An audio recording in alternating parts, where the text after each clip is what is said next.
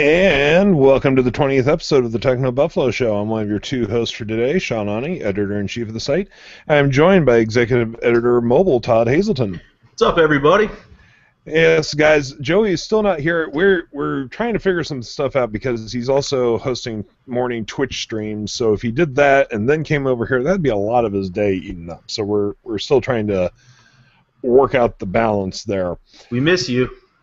But that's actually not a horrible thing because, Todd, we're about to go into the crazy period. Yeah, insane. Yeah, that we've been talking about. Well, what did we say? June was crazy, then July was crazy. Well, no, July actually was calm. But I think we could see it picking up, really, when's this coming, and, leaks everywhere.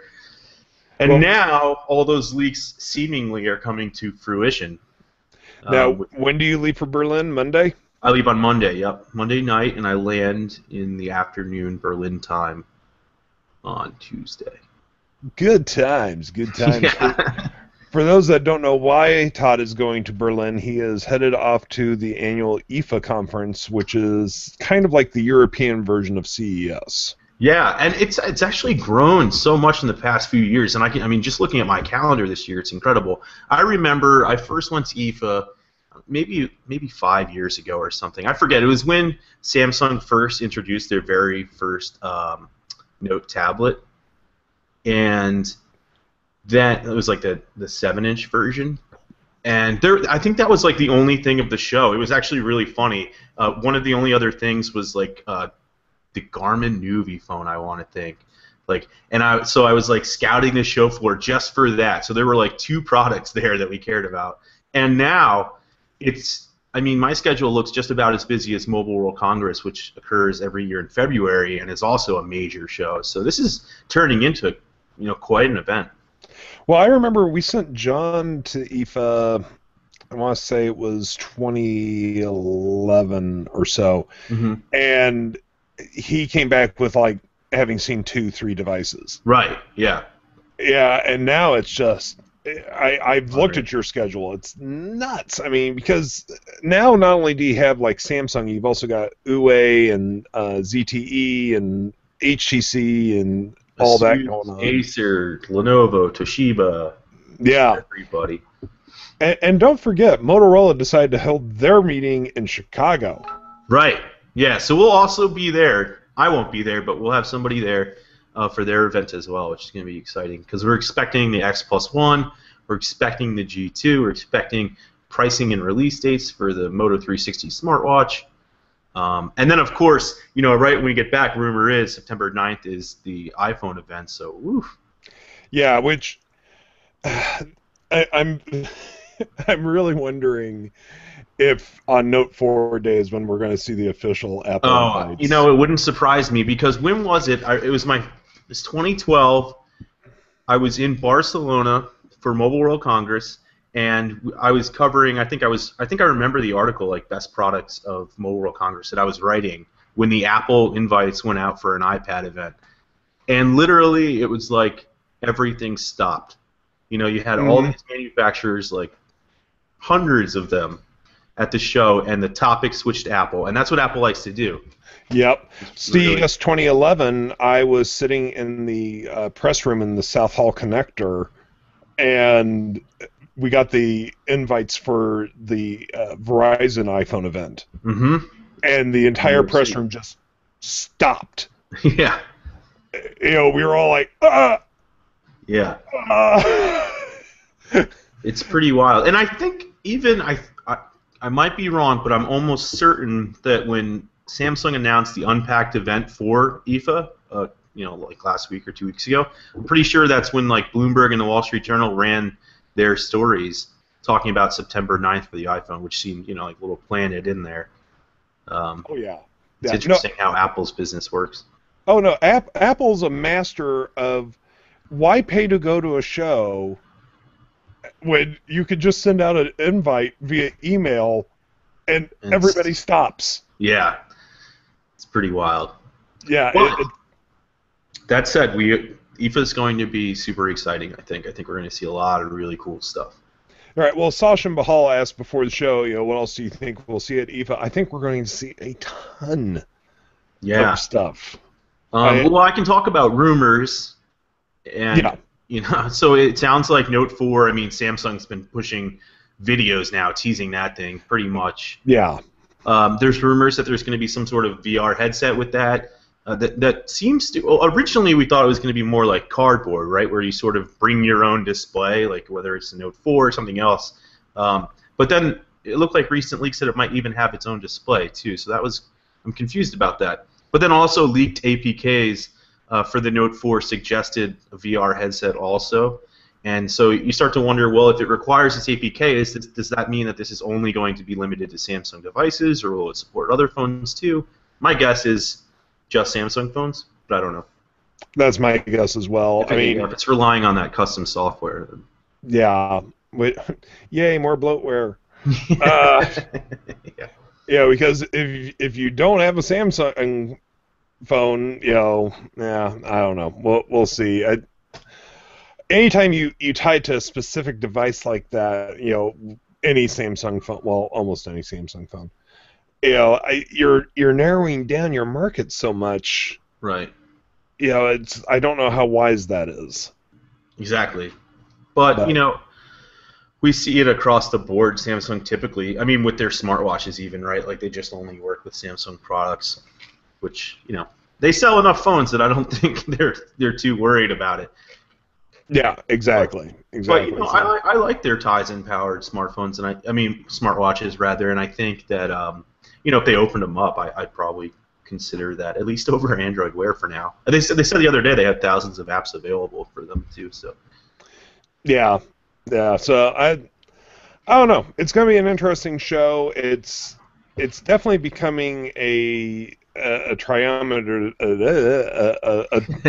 a trio of big shows now with CES, Mobile World Congress, and IFA. At least IFA is a good distance away from the other two. The other two are like right on top of one another. Yeah, CES, and then in January, and then Mobile World Congress right again in February. It's pretty crazy. Although it did seem like this year at CES, a lot of the phone news was not there. Right. Yeah, so I there's think tablets and stuff like that, but yeah. Yeah, there were some tablets. I think I get the feeling now that they're starting to save up more and more for Mobile World Congress. Yeah, I think so too. Especially because, I think once upon a time it was like, well, here are the phones. When I first started in the business, it actually even broke down to carriers. Like, remember when all the carriers had events? It was like Sprint, like here's what we're offering, and Verizon, here's what we're offering. Now it's not really that much. I mean, they still hold these little conferences here and there. Like we were just at Sprint last week for the Sharp Aquos, but I think now it's just like we're selling these all over the globe, and we're gonna we'll tell you the markets later, but check them out, and then they they make their way here in a lot of different varieties. With mentioning the Sharp phone, it seems like the number of phone manufacturers is growing, and I would have thought by now there would have been some form of contraction. Right. Do you think at any point we are finally going to see a contraction?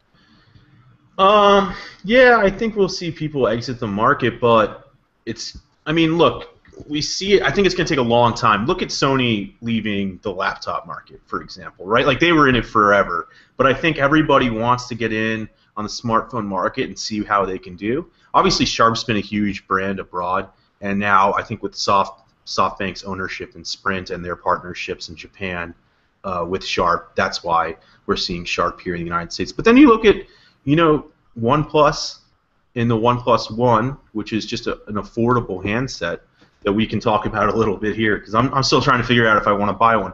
But I think that's really, I've got mine right here as well. But that's kind of like, oh, here's this smartphone maker that came out of nowhere almost, right? And then you have Xiaomi, Xiaomi, Xiaomi with the what's his name from Google over there, and they're trying a lot of interesting things, and I think they're going to probably try to tap into the U.S. market as well, again at lower price points. So, I think right now we're going to see everybody do all that they can, and then who lasts, is going to be a matter for time. I mean, look, BlackBerry's market share has crashed, but they're trying to make a comeback. but their market share is still down. Yeah, yeah. So let's go ahead and jump into the OnePlus here for a second. You said you Sure. wanted to talk about that today. I'm confused. Like, I feel like I don't know if I want to buy it, but I kind of do. It just feels like it's pretty incredible how expensive and nice it feels. Like, I'm afraid to. This is TechnoBuffalo's property, and I haven't taken it out of my apartment because I'm afraid that I'm going to scratch it or like ruin the resale value. Which is funny because I don't usually worry about that. Like, I mean, even with review units, I obviously I take care of them, but for some reason this thing is just like, dang. I mean, it's like holding Brandon compared it to it too, like the one M8. Like, it just feels really nice. For like an iPhone, you're like, I don't want to drop this thing. To me, this sounds so silly. A lot of it is this back panel. Yeah, absolutely. It feels like stone or like. Yeah, I know. It feels so awesome. Does it scratch? That's what I'm so worried about. I haven't seen anybody really complain. I have not been carrying mine in a case, and I just carried it in my bag, and I haven't seen any scuffing. So, yeah. So yes, Todd's debating whether or not he should get a OnePlus One, and I do have some qualms that I've noticed, playing with it here at my desk. OK Google, that command doesn't always seem to work. Like, I just said it and nothing happened. And on a lot of other handsets, like, I wouldn't be surprised if I had a phone here, it would have probably lit up and noticed it. A lot of them are really good at it, like the Moto X especially, but others, if the screen's on, I can almost be like 10 feet away and say, OK Google. Again, it didn't even do it here. And then my other problem is, see, I just reset it, but I had Google Now on the side, and when I would swipe to go back, to my home screen, like I'm switching between the panels here, it just wouldn't do anything, or like it would just swipe away the notification. So it didn't feel like that sensitive. But I got to go into the screen settings and stuff, play with it more. People obviously love this phone. Right. No, it's a great phone. I mean, my only qualm I'm using it on T-Mobile, and I can't use T-Mobile's Wi-Fi calling. That right, annoys me. But yeah, stuff like that, like UMA, not built in. But so here's my thought. I am going to Berlin next week, and typically when I travel to Mobile World Congress or Berlin, I used to buy a SIM card abroad, put it in my phone, but then, 1 year, for whatever reason, I was super busy. I couldn't get calls out to my wife, so I could only Skype her at night, and she was like, and the time difference just made it really hard, so I didn't really talk to her that often during the business trip. And so the following years, I've just paid for it with AT&T, and I end up getting about $300, $400 bill by the time I get home. I put as much data on there as I can. I think it's like 800 megabytes. I go through that, and then it charges me again. I come home with a big bill. But for me, it's worth it. Yeah. Now, I'm thinking if I buy this phone, and carriers have come a long way since the last time that I've tried just getting a SIM card over there, I will basically just offset the costs of that $300, $400 that I'd usually pay. And I thought maybe I would bring my own phone to T-Mobile and do their simple choice plan so that I get the global roaming. Then I don't even have to worry about it, That's why I switched from AT&T to T-Mobile, was the global roaming. Yeah. And in addition to that, last year when I went to the UK, I did go ahead. I had a spare phone, so I took the Mega 6.3 with me and slapped a 3 SIM card in it. Mm-hmm. And that was awesome because 3 does not do anything. Some carriers won't let you use their data for Skype calling, but 3 will. So I paid. Yeah, 3's been great for me too. Yeah, I paid £15 for the entire month. I was only there a week, but I paid £15, and I had unlimited data, calls, and texts, and I just used Skype to call everybody, and it was awesome. Right. So that's what I'm thinking. Because when you bring your own phone to T-Mobile and all that stuff, I'm not even gonna have to worry about, a contract. And I'm not promoting T-Mobile by any means. I'm just saying, like, versus what I would usually pay, the OnePlus One, or any unlocked phone for that matter, would offset the cost, except for the OnePlus One's like a super premium phone at its price point. Right. And we also realize we have unique issues. I mean, Todd travels outside the U.S. a couple times a year, for TechnoBuffalo, and I just go out of the country once a year on vacation. And, so a lot of people, this won't impact your decision making whatsoever, and we understand that. But if you do travel outside the U.S. at all for vacation, or if you live in another country and you travel to the U.S., these are things you need to think about. The first time I ever went to Japan in 2000, I rented a cell phone. Well, no, that year I did not. I didn't do that until the second year. Or did I? I don't remember. Anyway, maybe you had a Skype phone. Remember those? Yeah. Well, back then those weren't around yet. But yeah, I used calling cards to call back home. The second year I went to Japan, I rented a cell phone from a company, which was an awesome service. I arrived at my hotel and the phone was waiting for me there already. It charged up everything.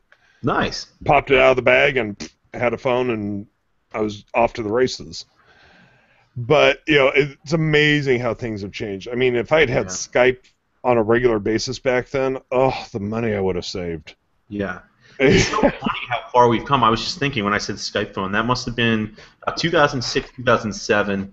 Linksys had one, Netgear had one. The router makers seem to have been making these Skype phones. I still have some here in my office. They were so cool. And now, it's just like an app, and you're like, Yeah, I know. I wish they still... I wish I wish there were still standalone Skype phones, because it was great. Like, my folks could understand that. Right, yeah.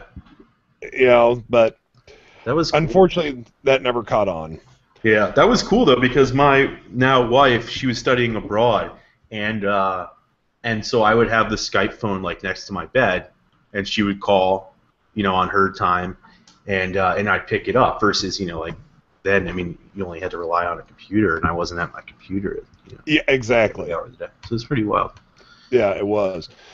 So we have a question here from Master Guy 635. How do you think ASUS's smartwatch is going to do in the market? It's interesting. I mean, right now we've said it pretty frequently. Android Wear is so new that both Sean and I aren't super impressed with it, but I think there's potential.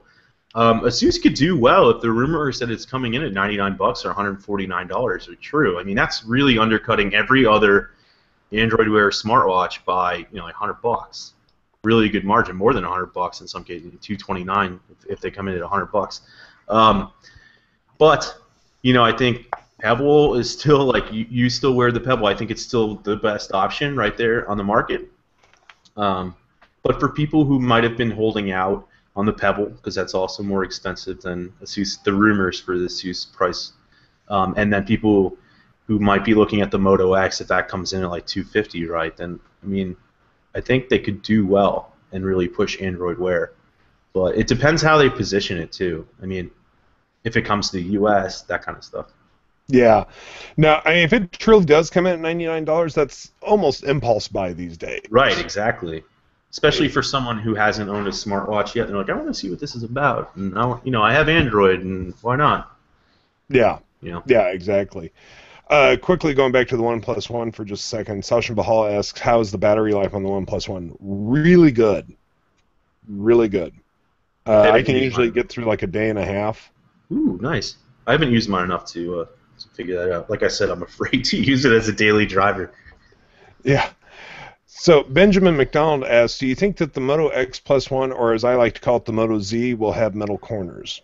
It looked like, I don't know about corners, but it looked like it had a metal, I mean, the leaks I thought looked like it had some kind of metal stripe around it, but you can never, you can't tell. It's so hard these days. Like, even LG honestly tricked me at their press conference when they used the word metallic. I honestly thought, like, oh, that means metal. But it doesn't. Metallic means metal looking. Mm-hmm. And it certainly was metal looking. And so, like, these manufacturers are going to try to get us to think everything premium about these devices ahead of time. So, look at everybody else. Samsung's got the faux metal borders on their phones. They've had that for a while. So whether or not Motorola does it or not, I don't know. But I would expect if it does that it's going to be more expensive. I mean, that's just the cost of metal. Yeah, we'll just have to see. Sasha Bahal asks a question that I'm not too familiar with. What do you think could be the fourth item on Motorola's September 4th event invite? What did they mention 4 devices? I don't know. I'd have to look at the invite. Let me bring it up. Be the Moto X Plus One, the Moto G2. They'll probably talk about the Moto 360. Yeah. No, it just says every choice is a new adventure. Was there? I don't know if there were 4 things Yeah, teased. I I mean, don't know. we're expecting a lot of things from Motorola in the coming months. I mean, I think there's rumors that Motorola is building the new Nexus. I wouldn't be surprised to see Motorola refresh its portfolio of Droid devices on Verizon. There's been a lot of rumors there, and they did it. Actually, I think last year I'm almost positive they refreshed the Droid devices on Verizon before the Moto X, because I remember them talking about the processor and the voice controls, and then we saw the Moto X and sort of brought it all together. Yeah, yeah, exactly.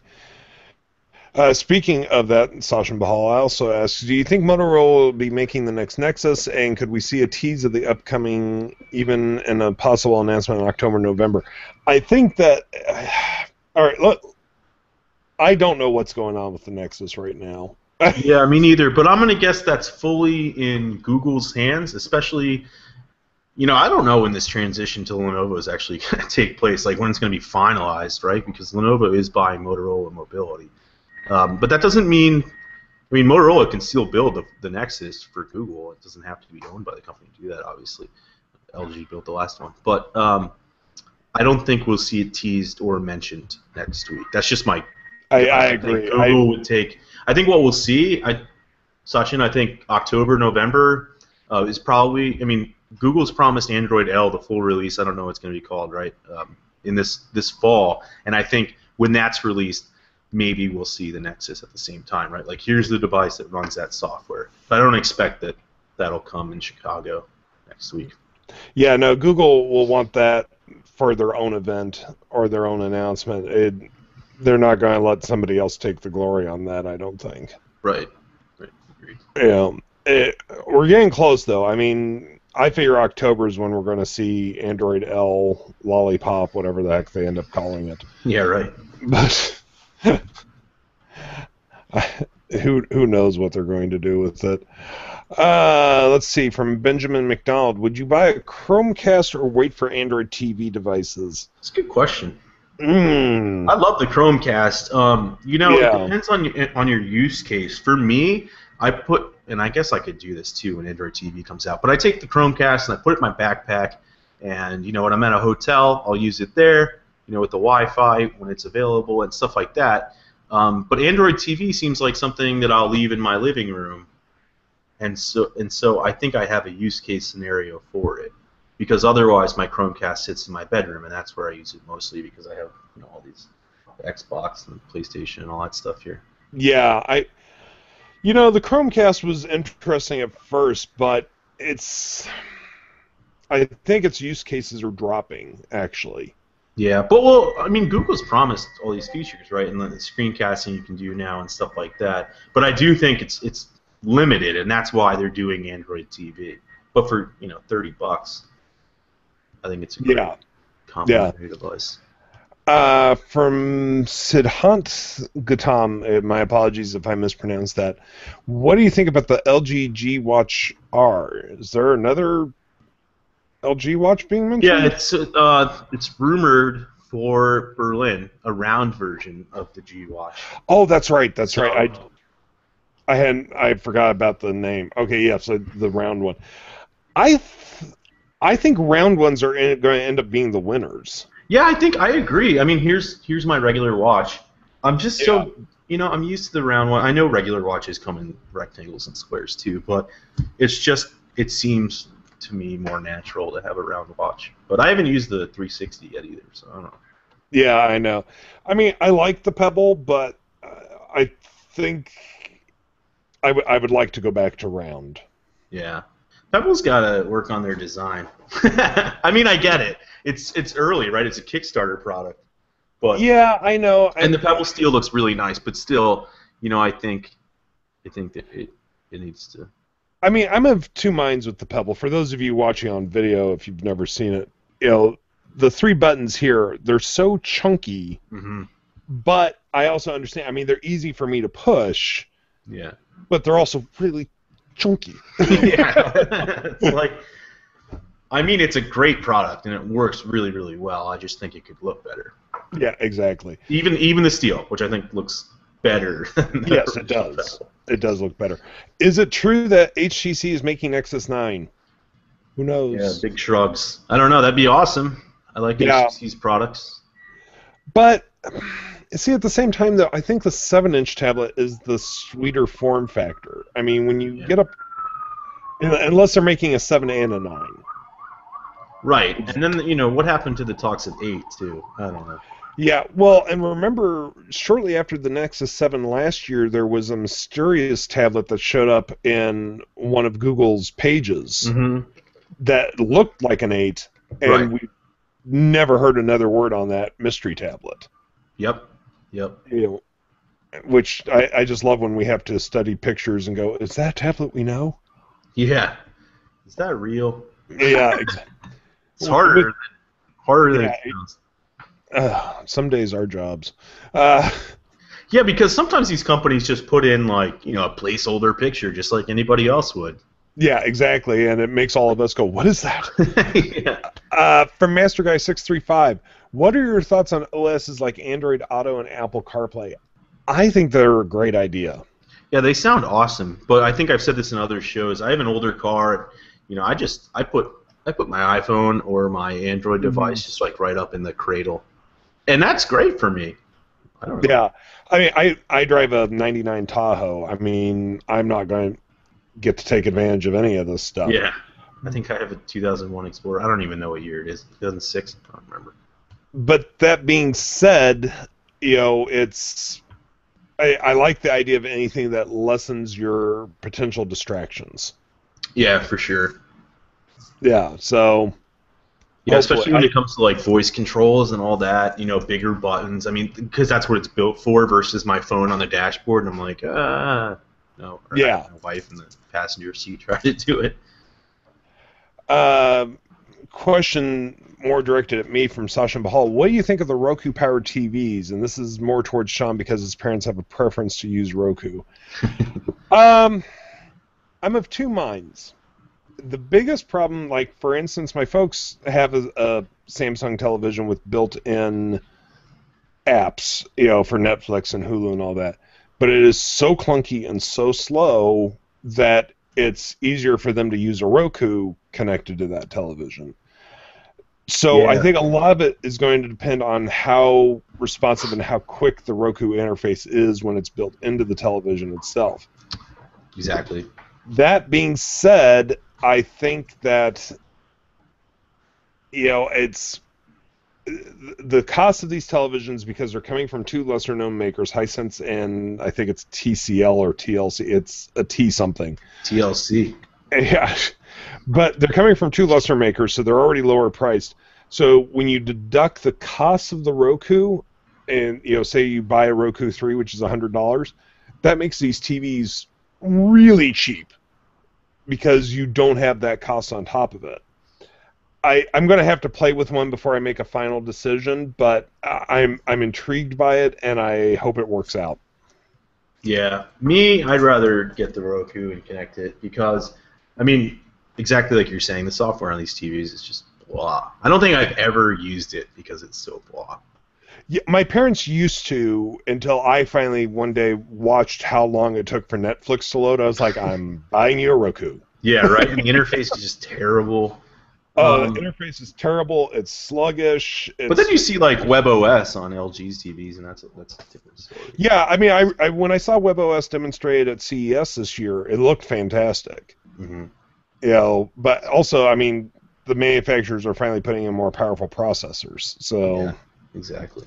Whoever thought we'd need to talk about processors in our televisions? Well, when you use Snapdragon 400 processors on our wrists with Android Wear, right? Yeah, exactly. Exactly. From Master Guy 635, what do you think happened to the Galaxy S5 Google Play Edition that was teased on the Android.com website? Yeah, that's a really good question. I don't know whatever happened to that. I mean, they had a full press image of it, right? Maybe. Yeah. What's going on with Google Play Editions in general right now? They all seem to be disappearing. Yeah. I don't know. But at the same time, those are mainly for developers. So it could just be, hey, we aren't selling any. Yeah. And plus, how many developers just root the devices and throw basic Android on there anyway. Right. Right. Or, I mean, Yes. they probably bought the Nexus 5 when it came out and building apps on that. Gotcha. Okay, let's see here. Oh, from Sasha Bahal. What are your thoughts on Amazon buying Twitch for $970 million and everyone thought it would be Google instead? Well, from what we hear, Google was talking to them, but the talks fell through. There was somebody else I heard was involved in the talks. I can't remember who. It was like a one-off mention that they had also talked to them. Was it Yahoo, or am I making that up? Yahoo. It was Yahoo. Thank you. Yeah. But Yahoo's going around trying to buy everybody right now. Yeah, I think it would have been a good buy for Yahoo, especially if they're trying to compete with YouTube on some level. I think for Amazon, I think the big play here is going to be, like this game, purchase it on Amazon buttons. I mean, you've got 24/7 advertising for all these games that Amazon sells. It makes sense. Now, was it worth $970 million? Well, hey, I think $970 million is pretty good considering the Twitch numbers. When you look at, what was it, last night, a private equity firm invested in Snapchat, giving it a $10 billion value. Snapchat? I mean, look, I think Twitch Twitch is entertaining. It's awesome. It's bringing in this whole new level of gaming and even esports. And Snapchat's, I'm not even going to get into what I think about Snapchat, but people use it. But yeah. I think also if you look at Twitch for Amazon, I'm curious if they want to sort of create their own ad network there, which could extend to mobile, obviously, where you have Twitch on mobile devices. You have it, and then across other people's platforms. I mean, when you're viewing ads on your Xbox and stuff, anybody wants in on that. So Amazon could enter where otherwise Google would be, and I bet they jump in real quick. Speaking of Amazon and mobile for a moment, shall we address these rumors that they only sold 35,000? I know, my goodness. Talk about a bomb. Wow. Yeah. Yeah, so there's rumors that they only sold 35,000 Fire phones, which, I mean, does not surprise me, given the reviews, given what we've seen with that phone. And actually, just as I started that, we got a question back from Siddhat Gadam. It's not a good phone. That's why. It's not a good phone. Pricing's off. Exclusivity. The exclusivity, I think, was a big boo-boo, and that is absolutely no slam on AT&T. That is just a general business thing. You're narrowing your potential market down by millions. Right. If they had opened this up, I think a lot of the problem is Amazon's name is so associated with discounted products, and they released the phone at a price that was like any other phone. Right. I think that was a lot of the problem. If that phone had come in around the pricing of the OnePlus One, I would have bought one that day. Right. And would now regret it. Yeah, and would regret it, exactly. And that's, the software's cobbled there too. I mean, you're not getting Google Play services. You're not getting all the Android apps that you could with a phone that costs the same price from somebody else. And there aren't enough software features on the Fire phone to offset that problem. Right. I mean, and it feels very much like we've now given you a tool that you can buy our stuff anywhere you want, anytime. Yeah, exactly. And you can still do that from other phones. Exactly. So you can always buy from Amazon. I use the Amazon app all the time when I'm shopping to check a price. Right. Yeah. So I think that if those numbers are true, I think Amazon's gotten a very large life lesson that costs them a ton. Yeah. But and you have to wonder how many phones did they build, and now what are they going to? I mean, what kind of contract do they have with AT&T? At what point can they say, "Here, this phone's $350, buy it"? Yeah, I don't know. I think there was a lot of factors contributing to these numbers, if they're true. Right, if they're true. But I mean, that's really low. But I also don't think they're selling like gangbusters. I mean, we know that. So they're probably not great either way. Yeah. Who knows? From Bresson Franco, is TB going to test Ubuntu Touch latest image on Nexus 5? Maybe. I'd love to test it. Yeah, there's so many things going on right now that it's hard for us to find time to do all of them, unfortunately. So it's quite possible, and I will pass it on to the folks in Irvine who filmed the majority of the videos. Also from Bresson Franco, I just want to address this for a second. Are you disappointed about Phil Fish definitely canceling Fizz 2? Phil Fish has made so many announcements that next week he could come back and go, I changed my mind. At this point, I don't trust anything Phil Fish says, no matter how definite he says it is. Good one for you, Todd, from Master Guy 635. What do you think about the HTC One M8 for Windows, and how do you think it will sell? That's a really good question. Well, we know it's coming to AT&T too at some point after an exclusivity with Verizon. I'm not sure how it's going to sell. I mean, when you look at the Windows Phone market share, it suggests that it's growing slowly, and I think this is a really awesome piece of hardware for Windows Phone to exist on, and I think it gives, at least for HTC, an awesome option to consumers. They can choose Android if they want it, and they can choose Windows Phone if they want it, and they did a really good job. That said, I've talked to other people, in the industry. Some people really love it, and some people don't like it because it lacks some of the requirements that other Windows phones have, right? Like the dedicated camera button. It doesn't have that. And I think, for some people who are used to Windows Phone and are upgrading to Windows Phone, they might want that. Yeah. But that's, and Nokia camera is not there and stuff like that, but you do get HTC's, why do I always get this mixed up? Their Duo camera setup. Yeah. Which is pretty neat, and you get the different effects that you can blur out the background and stuff like that too, but you can do that on Nokia's smartphones. I think it's a really great device. I don't know how well it's going to sell because I don't know how well Windows phones are selling right now in general, but it's a good option. Yeah, but the thing is, do you think that the issue with Windows Phone taking off has been a matter of lack of options for the handset, or is it just that people are not that interested in the OS? I think it's been the OS because, and that sort of drives this. I mean, I don't know how well the HTC One's going to sell because Nokia has been here making awesome handsets. Nokia's phones are great, but they're just not selling, and I think that does come down to the OS. The app gap is closing slowly. I mean, you do get some stuff that people really like, but it also lacks a lot. Like I use Pocket, and there's for saved articles and stuff like that. And there are third-party Pocket options on Windows Phone, but they cost $2. And then there's no Snapchat, which I know some people actually care about. I don't. And that'll cost you a couple bucks for the competitors on Windows Phone. They're built by somebody else. I still think things like Instagram aren't as good on Windows Phone. That's just me. I just don't think that the whole interface looks as great. And I also think, there's lacking areas where, like, Foursquare, which I think made a huge mistake splitting up Foursquare into Swarm and Foursquare. But, it's telling when this company, right, they totally ignored Windows Phone with that update. I mean, they put Swarm there, but Foursquare is still the old Foursquare, and, it's just, so confusing.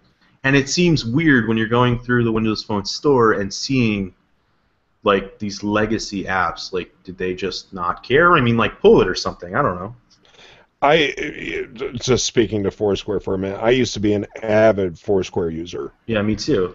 Badges, so fun. I've barely opened it since it became Swarm. I don't use it anymore. I actually switched to using Yelp more these days. Yeah, that was the biggest mistake from Foursquare. I mean, might pay off for them in the end, but those of us that were loyal, I couldn't care less now. Yeah, I liked earning badges, Yeah, and becoming mayor. It was just fun. It was they didn't mean anything, but it was fun. No, it didn't mean anything, but it was gamification. Yeah. It was, that was a big thing for. I mean, heck, remember Gowalla? Yeah. Wow. I actually forgot about Gowalla. So one last question here, and I think this is a really interesting one to end on from Bresson Franco. Is the rise of Chinese manufacturers' popularity going to affect the standard $700 price tag of flagships? I hope so. Yeah, you have to. I mean, the OnePlus One is very much a phone that would cost $700 from somebody else. So I think so. But when you look at the market share offered by Samsung and Apple, I mean, they're not. I don't think those prices are coming down anytime soon. But I do think that carriers are trying to move away from the current kind of subsidy model. We see that with their, switches to things like Next and Edge on Verizon and whatever they have, where you pay like $0 down, then $17 a month to pay off the price of the phone. I don't know. Yeah, I think that's going to be a very interesting, because, like you said, with them moving away from the subsidies, it's going to become that much more appealing to try a lower cost phone. And yeah, while Samsung and Apple have this huge market share right now, okay, I can pay $17 a month for this phone, or I can pay $36 a month for this one. Right. And you're like, yeah. And that may actually end up working in the advantage of these other manufacturers, because instead of the subsidy price being $199 and the other prices being hidden, this is much more upfront now. Yeah. And for whatever reason, I mean, I've always said, it's funny, I'll have friends come up to me and be like, should I, I'm just going to use this as an example, should I buy the iPhone 5C or the iPhone 5S? The 5S is $200, 5C is half that at $99. And when they walk into the store, that I've always said, buy the better phone, it's going to last you. You have a 2-year contract, right? Like the monthly fees you're paying, that $100 difference is negligible after 24 months. So I say buy the better phone. But still, consumers are like, well, I don't have $200 right now, which is fine. I'm not saying everybody should have $200. But now with this new pricing model, you go in and it's $0 down, and you can pay $37 next month, and the next month, and the next month, and then it doesn't seem, as expensive. And then carriers win. I mean, because they're selling a more expensive phone to you. Yeah. But you have the Moto X was a great example of a lower priced phone. Now you have the OnePlus One. I think we're going to see Huawei, we're going to see Xiaomi, all these players come into the market at lower price tags, and maybe that will force the other competitors, but I'm not so sure that they're shaking in their boots because they have such huge market shares. Exactly. Well, folks, that's going to bring episode 20 to an end. We thank you all for joining us. As always, you can find us on the iTunes Store by searching for the TechnoBuffalo Show, and we do appreciate if you rate and review us. You can also find us on Stitcher. You can find us on Pocket Casts. You can find us just about anywhere. Until next time, I'm Sean Ani. I'm the editor-in-chief of TechnoBuffalo. I've been joined by the executive editor of Mobile, Todd Hazelton. Bye, everybody. And we'll see you all back here next time. Till then, take it easy.